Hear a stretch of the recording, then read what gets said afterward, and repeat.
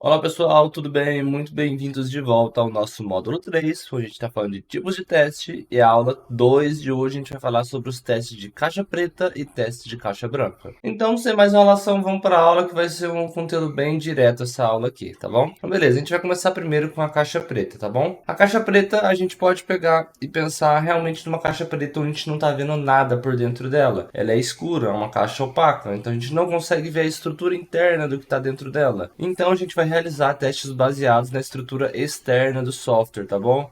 Vão ser testes centrados nos requisitos funcionais e comportamentais do software, ou seja, teste baseado nos requisitos. Não se importando com o que está acontecendo nesse meio, aqui a gente quer validar uma resposta final, né, para ver se isso aí está condizente com o que a gente esperava. Isso é basicamente teste caixa preta. Então, dos exemplos que a gente fez basicamente teste caixa preta, com exceção, claro, daquele teste unitário lá. Aquele teste unitário a gente não estava vendo a linha do código, a gente pegou e viu que era um método que fazia uma soma, uma multiplicação. Aquilo lá é o teste caixa branca, tá?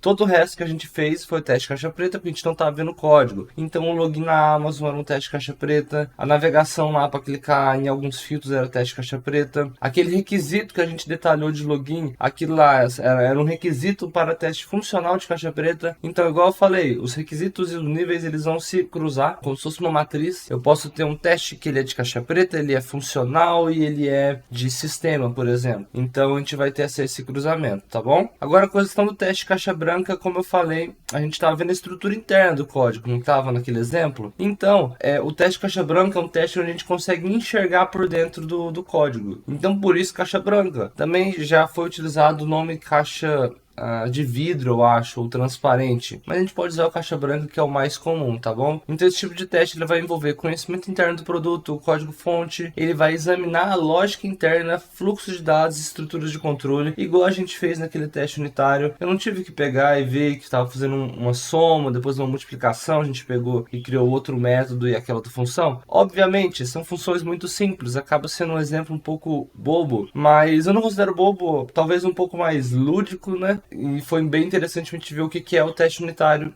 de verdade, né? Porque às vezes para muitos QAs isso aí pode ser um tabu, né? Como a gente mexe com código e na verdade QA não mexe tanto com código ou não mexia, né? Hoje a gente tem bastante QAs que estão bem por dentro do código. Talvez o teste de unitário pode ser um pouco tabu ainda, tá bom? E obviamente ele vai requerer o acesso ao código-fonte e um exemplo é o próprio teste unitário que a gente fez na aula passada, tá bom? Então, da mesma forma que eu peguei e falei pro teste de caixa preta, o teste de caixa branca, eu vou ter ele, por exemplo, um teste de caixa branca funcional que está acontecendo no nível de teste de componente, tá bom? Quando a gente só para integração, talvez a gente consiga alguns de caixa branca também.